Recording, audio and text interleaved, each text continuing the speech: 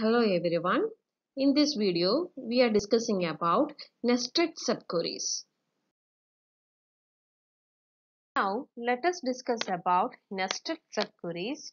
A nested query is nothing but a query that has another query embedded within it, that has another query nested within it.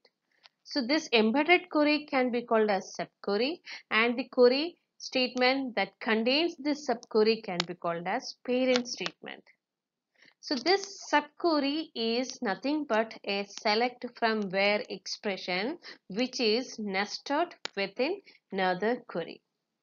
This subqueries can be used for performing tests for the set membership, set comparisons, and set cardinalities. Let us look into the set membership. SQL allows testing tuples for membership in a relation. The connectives in and not in can be used for that.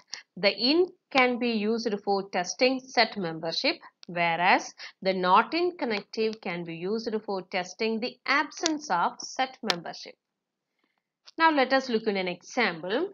Find the set of all courses taught in the semester, third semester as well as in the fifth semester. So we have to find out the set of courses that are common in the third semester as well as in the fifth semester. We already know we can make use of this intersect command to find out the common tuples, right? So if you are using this intersect command, the query can be written as select course ID from section where semester is equal to third and year is equal to 2019 intersect select course ID from section where semester is equal to fifth and year is equal to 2018.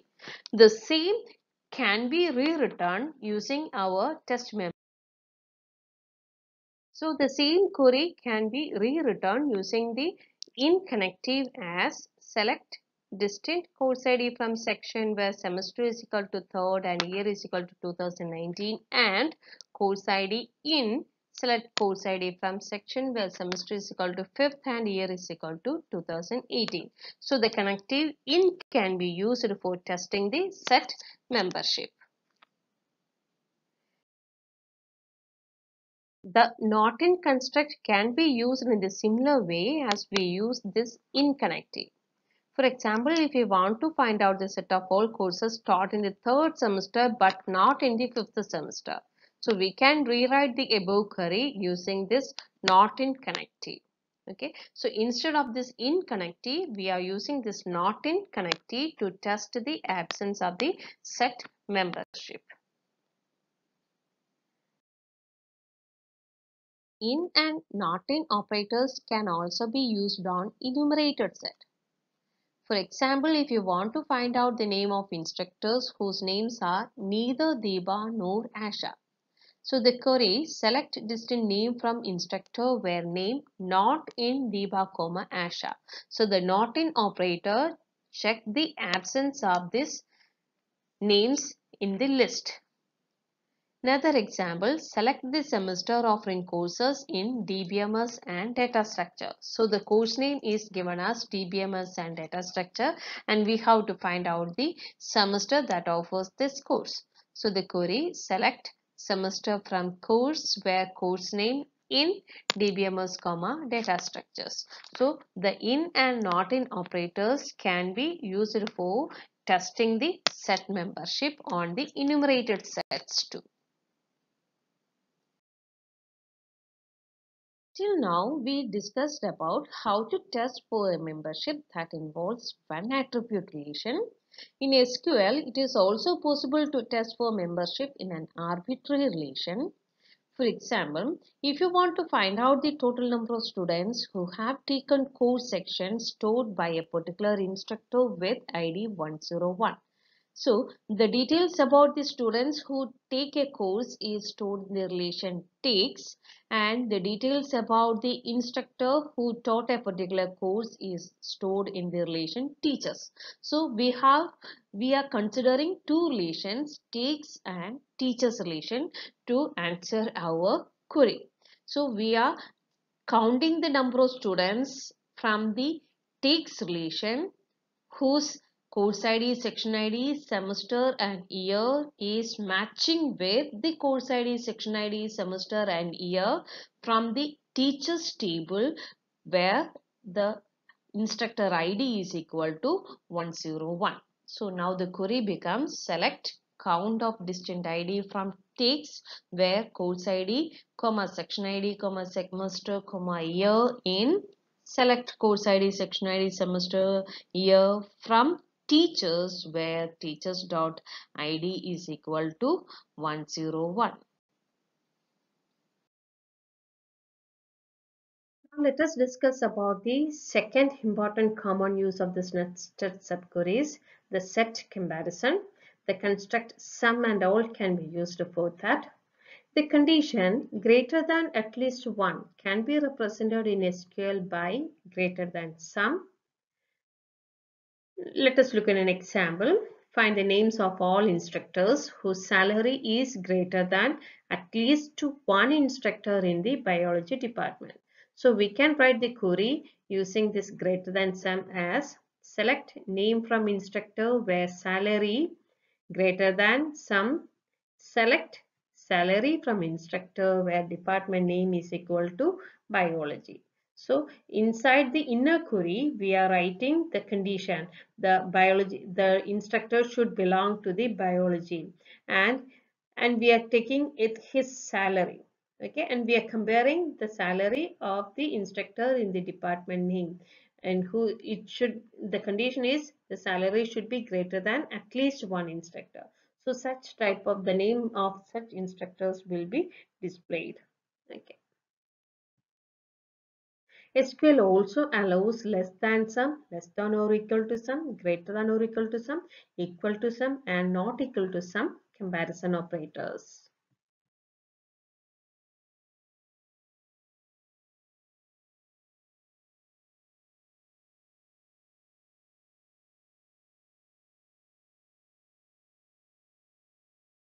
The all corresponds to the phrase greater than all. For example, if you want to find out the names of all instructors whose salary is greater than all the instructors in the biology department.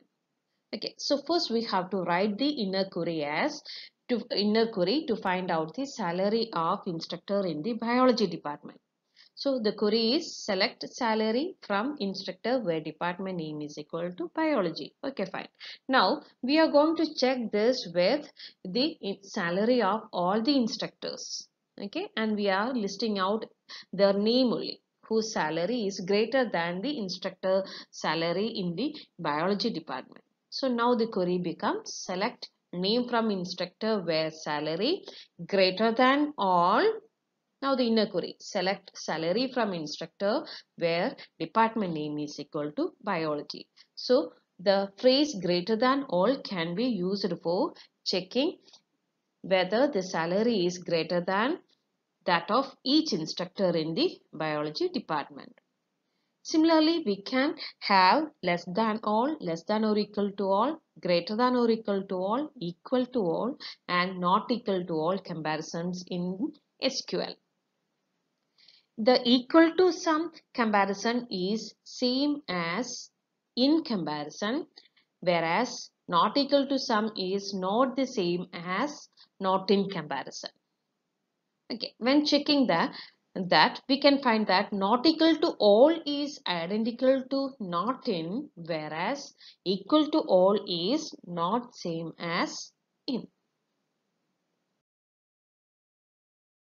Now let us discuss about the third important common use of this nested subquery, the set cardinality. As we know, cardinality means the number of tuples in the relation. So we can check whether we are getting the resultant relation as empty or not. So SQL includes a feature for testing whether a subquery has any tuples in its result. The construct exist returns the value true if the argument subquery is non-empty. Using the exist construct, the query find the set of all courses taught in the third semester of 2019 batch as well as in the fifth semester of 2018 batch can be written as select course ID from section as S where semester is equal to third and year is equal to 2019, and exist select star from section as T where semester is equal to fifth and year is equal to 2018, and S dot course ID is equal to T dot course ID. So we can make use of this exist construct to check whether the argument subquery is empty or not. So it returns the value true if the argument subquery is non-empty. Okay, so this exist command is just used for testing whether the subquery is empty or not. Okay, we can test for non-existence of tuples in a subquery by using this not exist construct, and we can use this construct to simulate the set containment too, that is the superset operation. For example, the relation A contains relation B can be written as not exist B except A. Example, find all students who have taken all courses offered in the biology department. So it can be written as select the student ID comma name from the student table where not exist. Select the course ID from course where department name is equal to biology, except the course ID from takes where the student ID is equal to T dot ID. SQL includes a Boolean function for testing whether a subquery has duplicate tuples in its result. So the construct unique and not unique can be used for checking whether the argument subquery contains duplicate tuples or not. For example, if you want to find out all the courses that were offered at most once in 2019, we can make use of this unique construct for that. Similarly,